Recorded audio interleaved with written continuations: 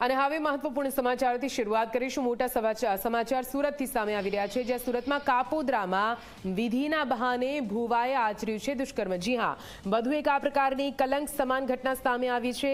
મને જાગૃત કરી તારામાં પ્રવેશ કરી આપ કહી પતિને બહાર મોકલ્યો।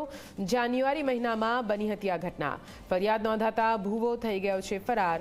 આરોપી ભરત અને આ પરિવારનો સંબંધી જ હતો। 19મી જાન્યુઆરીએ આ ભુવો વિધિ માટે આવ્યો હતો સુરત।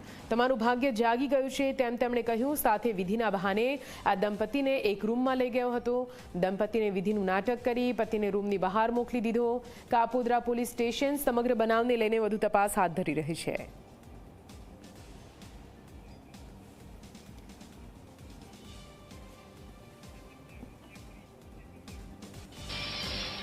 અને આજ વિશે વધુ માહિતી સાથે સંવાદદાતા ચેતન લાઈવ જોડાઈ ગયા છે। ચેતન, આપણે 21મી સદીમાં જીવી રહ્યા છે, વિજ્ઞાનના સદીમાં જીવી રહ્યા છે, છતાં પણ અંધશ્રદ્ધાના અનેક એવા કિસ્સાઓ સામે આવી રહ્યા છે। ગઈકાલે સાબરકાંઠાથી કિસ્સો સામે આવ્યો અને આજે સુરતથી આ કિસ્સો સામે આવ્યો છે। જો કે આ કિસ્સામાં ભુવાની ધરપકડ કરી લેવામાં આવી છે। સમગ્ર મામલો શું રહ્યો તે પહેલા જણાવો।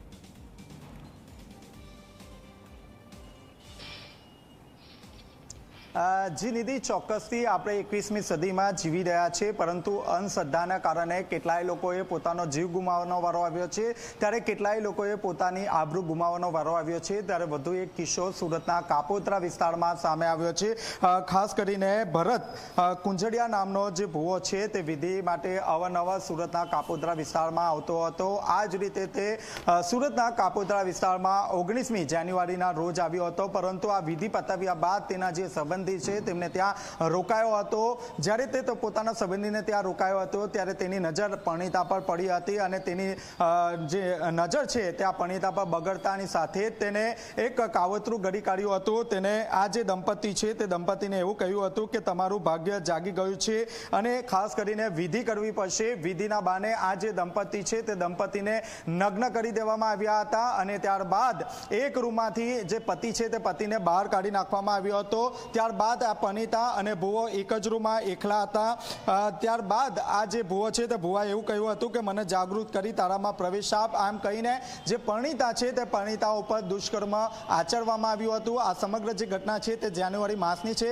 ત્યારબાદ આ જે પરણિતા છે તે પરણિતાએ સુરતના કાપોદ્રા પોલીસ મથકમાં જે ભુવો છે તે ભુવા વિરુદ્ધ ફરિયાદ નોંધાવી હતી। જે ફરિયાદના આધારે કાપોદ્રા પોલીસે અલગ અલગ ટીમો બનાવી હતી અને એક ટીમને ધારી ખાતે રવાના કરી હતી, જ્યાં મોડી રાતે જે આરોપી ભુવો ભરત કડવા કુંજડિયા નામનો જે આરોપી છે તેની ધરપકડ કરી છે। હાલ તો કાપોદ્રા પોલીસે આ ભુવાએ અત્યાર સુધી કેટલી આ રીતની જે પરણિતા છે તેને વિધિના બહાને નિશાન બનાવી છે તે અંગે તપાસ પણ હાથ ધરવામાં આવી છે। જીવિદી, બિલકુલથી ચેતન, પૂરી માહિતી માટે આભાર। તો ગઈકાલે છોટાઉદેપુરમાં આ પ્રકારની ઘટના સામે આવી હતી અને હવે સુરતમાં જ્યાં ભુવાએ દુષ્કર્મ આચર્યું હોવાની વિગતો અને તેને લઈને પોલીસ ફરિયાદ થતાં તેની ધરપકડ કરી લેવામાં આવી છે।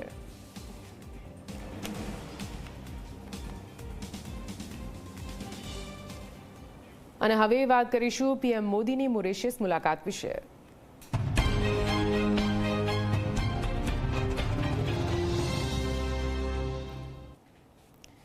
પીએમ મોદી આજથી મોરેશિયસના 2 દિવસના પ્રવાસે ગયા છે। જી હા, પીએમ મોદી મુખ્ય અતિથિ તરીકે